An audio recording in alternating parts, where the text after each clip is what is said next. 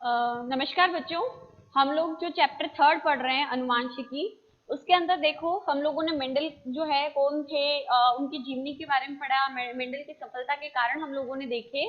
अब उसके अंदर हम लोगों ने देखा था कि मेंडल ने जो तीन अपने नियम दिए थे अनुवांशिकी से रिलेटेड, उन्हें कंबाइंडली हमने मेंडलवाद बोला था। पहला था प्रभाविता का नियम, दूसरा युग्मकों की शुद्धता का नियम और तीसरा था स्वतंत्र अपव्यूहन का नियम, है ना। तो शेरमेक और इन्होंने वापस पुनः खोज की थी, पढ़ा था ह्यूगो डिवरी और शेरमेक, है ना, तीन वैज्ञानिकों ने। तो इसके अंदर हम लोग सबसे पहले देखेंगे प्रभाविता का नियम क्या होता है ना। तीन नियम है, प्रभाविता का नियम, युग्मकों की शुद्धता का नियम और स्वतंत्रता का या स्वतंत्र अपव्यूहन का नियम। ठीक है, तो देखो सबसे पहले हम पढ़ते हैं प्रभाविता का नियम क्या होता है। इस नियम को बताने के लिए मेंडल ने प्रयोग किया, और मेंडल ने जो प्रयोग किया वो उसके लिए उसने लक्षण जो चूज किया वो एक लक्षण लिया। लक्षण कितना था? एक। और वो लक्षण जो था वो था लंबाई। क्या लक्षण क्या था? लंबाई। अब लंबाई के दो विप्रयासी रूप, दो रूप कौन से होते हैं? या तो व्यक्ति लंबा होता है या फिर क्या होता है? बोना। समझ आया? ठीक है, तो पादप जो लिए उसने लंबाई के लक्षणों को मेन इंपोर्टेंट माना और इसके दो रूप लिए, यानी दो पौधों के बीच में क्रॉस करवाया। ठीक है, एक पौधा लंबा था और एक बोना, यानी एक का तो उसको, एक को तो उसने क्या मान लिया? मेल मान लिया, और लंबे वाले को उसने वैसे फीमेल माना था और बोने वाले को उसने मेल मान लिया। मतलब इस पौधे का, जो बोने वाला पौधा है उसका वो क्या लेगा? क्या मान रहा है? मेल। मेल मानेगा या नर मानेगा तो क्या लेगा? परागकण। ठीक है, और इसका क्योंकि फीमेल है तो इसका क्या लेगा वो? अंडाणु। ठीक है, समझ आया? तो इन दोनों के बीच में उसने क्या किया? क्रॉस करवाया। ठीक है, लंबे पौधे के और बौने पौधे के बीच में। अब पता है लंबाई है क्योंकि ये लक्षण है, और लक्षण का कंट्रोल किसके रूप में होता है बेटा? जीन के पास होता है। किसके पास होता है? ये लंबा हो गया, ठीक है, और ये हो गया बोना। ये क्या है? मेल, और ये हो गया फीमेल। फीमेल का साइन ये होता है। ठीक है, अब क्योंकि ये लक्षण है तो लक्षण का कंट्रोल होता है किसके पास में? जीन के पास में। जीन क्या होते हैं? डीएनए के खंड। ठीक है, और ये डीएनए किसका निर्माण करते हैं बेटा? गुणसूत्र का निर्माण करते हैं। ये चीज ध्यान रखना कि जो गुणसूत्र होते हैं जो पेरेंट्स से बच्चों में आते हैं उनका निर्माण डीएनए से होता है इस तरीके से। और इस डीएनए का जो, ये मान लो डीएनए, इसका ये जो खंड है, ये जो खंड है वो क्या कहलाएगा? जीन। और जीन जो होते हैं विभिन्न लक्षणों का क्या करते हैं? नियंत्रण करते हैं।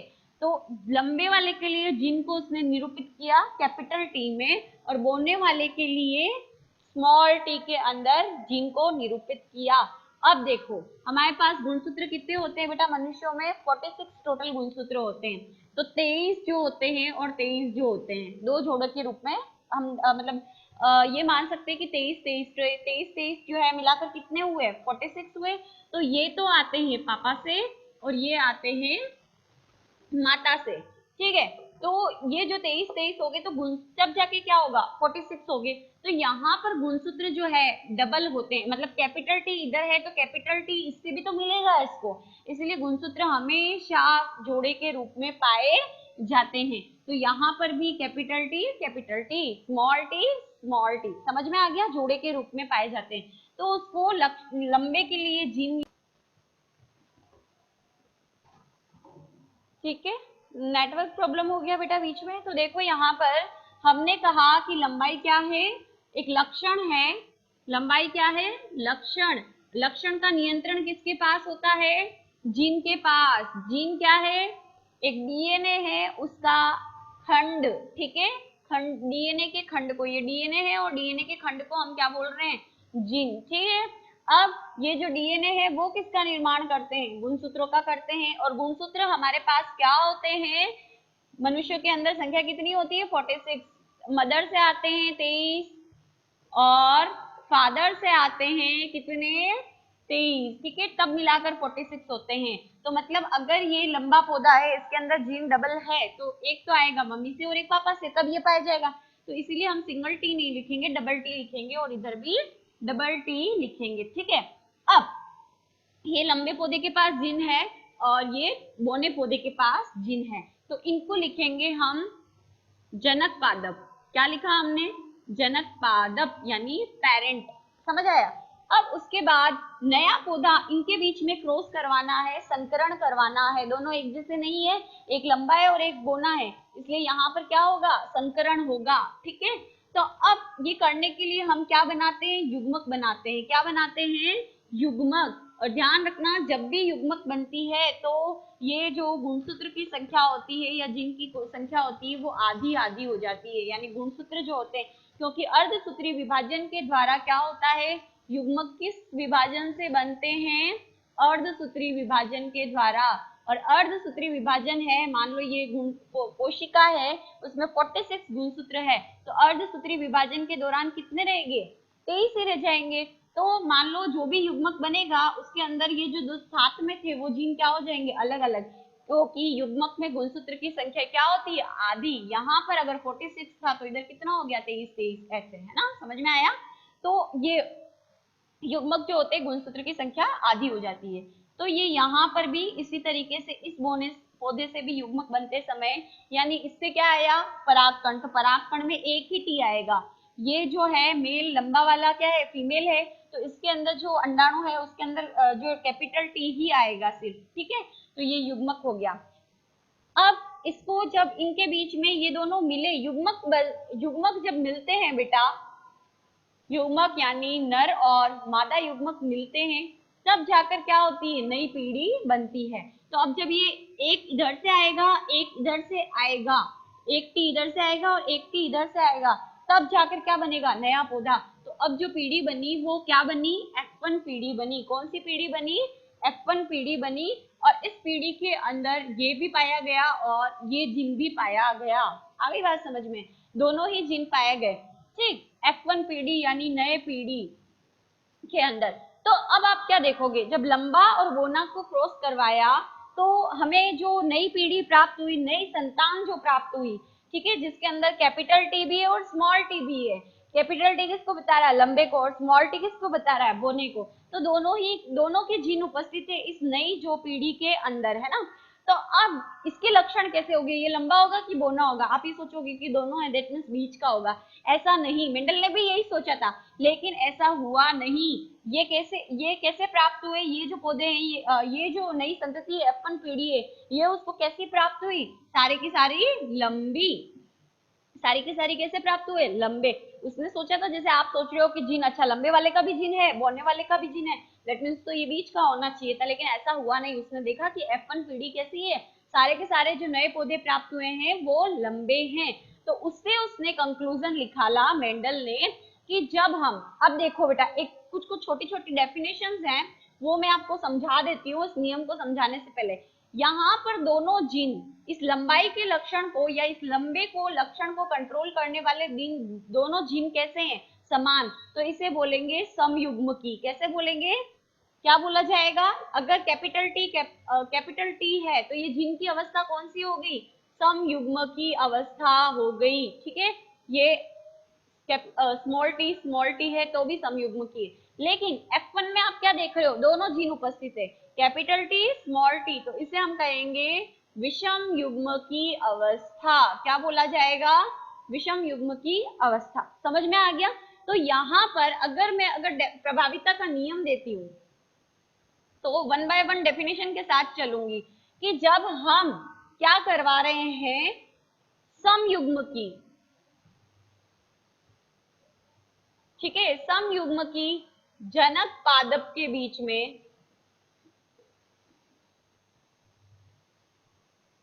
संकरण करवा रहे हैं। संकरण करवाने का मतलब, भाई मटर का पौधा तो क्या होता है? दोनों उसी में पाए जाते हैं, नर भाग भी और मादा भाग भी, है ना? द्विलिंगी होता है। लेकिन क्या होता है, हम कृत्रिम परागण कराते हैं। ये ऑलरेडी मैं समझा चुकी हूँ पहले वाले वीडियो में कि हम कृत्रिम परागण कराते हैं, मतलब एक पौधे के पराग जो कोश होता है उसको निकाल दिया जाता है और किसी अन्य लक्षण वाले पौधे के हम लोग परागकण उसके जो स्त्री केसर है उसके ऊपर लाके वर्तिकाग्र पर लाकर क्या करते हैं? डालते हैं। तो उसको हम कृत्रिम परागण कहते हैं ना।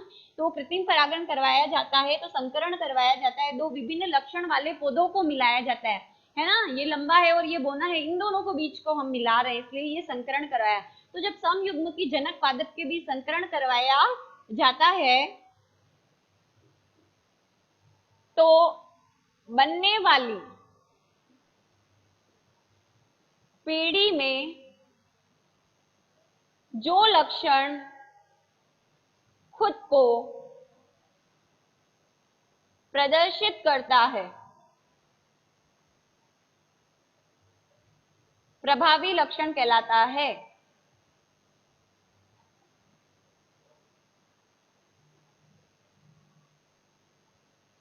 तथा जो लक्षण खुद को प्रदर्शित नहीं करता अप्रभावी लक्षण कहलाता है। समझ में आ रहा है? यहां पर देखो, दो लक्षण थे, लंबाई के दो विप्रयासी रूप थे, लंबा और बोना, ठीक है, दो थे इसके विप्रयासी रूप, ठीक है। तो यहाँ पर समयुग्म की जो जनक है, समयुग्म की जनक के बीच में, यानी इसके अंदर भी कैपिटल टी है, इसके अंदर दोनों जीन कैपिटल स्मॉल टी है ना। तो जब हम इनके क्रॉस करवाते हैं तो हमें क्या प्राप्त हुई, F1 पीढ़ी। और F1 पीढ़ी कैसी थी बेटा, लंबी थी। समझ आया? विषम युग्म की लंबी प्राप्त होती है। तो यहाँ पर विषम युग्म की लंबी प्राप्त हुई, तो लंबी प्राप्त हुई है, तो कौन सा लक्षण, जनक के दोनों लक्षण में से किसका आया, माता का लक्षण आया। तो वो लक्षण जो F1 पीढ़ी में खुद को प्रदर्शित करता है वो प्रभावी लक्षण होता है, और वो लक्षण जो खुद को F1 पीढ़ी में प्रदर्शित नहीं कर पाता वो क्या कहलाता है, अप्रभावी लक्षण। तो यही था मेंडल का फर्स्ट जो नियम, प्रभाविता का नियम, कि जो समयुग्म की जो पादप होते हैं उनके बीच में संकरण करवाया जाता है, ठीक है। तो संकरण करवाने पर क्या प्राप्त होती है, F1 पीढ़ी। F1 पीढ़ी जो है वो कैसी है, समयुग्मकी के लिए क्या होना चाहिए, समान जीन, लेकिन विषम युग्मकी क्योंकि दोनों जीन क्या है, अलग अलग, तो विषम युग्म की F1 पीढ़ी प्राप्त होती है। और जो लक्षण F1 पीढ़ी में प्राप्त होता है जनक में से, तो लंबा प्राप्त हुआ, तो जो लक्षण प्रदर्शित होता है वो प्रभावी, और जो नहीं हो पाता वो अप्रभावी। ये मेंडल का प्रभाविता का नियम था। समझ आ गया? आपको उदाहरण सहित पूछा जा सकता है, और इतना समझना जरूरी है, क्योंकि ये समझ में आएगा तभी जाके आपको नेक्स्ट समझ में आएगा कौन सा है, युग्मकों की शुद्धता का नियम, और फिर आगे चल के समझ में आएगा स्वतंत्र अपव्यूहन का नियम। तो इसे आप पहले अच्छे से समझें। अब देखो, हमने यहाँ पर सिर्फ लक्षण एक क्या लिया, लंबाई, ओनली कौन सा लक्षण लिया, लंबाई। इसके साथ हमने ये तो नहीं लिया कि बीज की आकृति कैसी थी, नहीं लिया ना, हमने लक्षण सिर्फ कैसे लिया, बीज की आकृति वाला नहीं लिया, ये दूसरा लक्षण है, मान लो ये हम नहीं ले रहे, सिर्फ लक्षण क्या ले रहे हैं, एक लक्षण ले रहे हैं, इसीलिए इसे बोला जाता है एकल संकर संकरण। क्या बोला जाता है, एकल संकर संकरण, यानी ऐसा संकरण जिसमें सिर्फ एक लक्षण को, एक लक्षण की वंशागति का अध्ययन किया जाता है, वो क्या कहलाता है, एकल संकर संकरण। एक ही लक्षण लिया ना, सिर्फ लंबाई, लंबाई के दो रूप जरूर है, लंबा और बोना, लेकिन लक्षण तो एक ही है। तो एकल संकर संकरण की डेफिनेशन क्या हो गई, कि जब एक लक्षण की वंशागति, यानी ये जनक थे, जनक से नई पीढ़ी क्या हुई, F1 पीढ़ी प्राप्त हुई, तो ये लक्षण इस पीढ़ी से इस पीढ़ी में कैसे गया, उसका अध्ययन कहलाता है एकल संकर संकरण। समझ आया? तो ये आपका प्रभाविता का नियम पूरा होता है।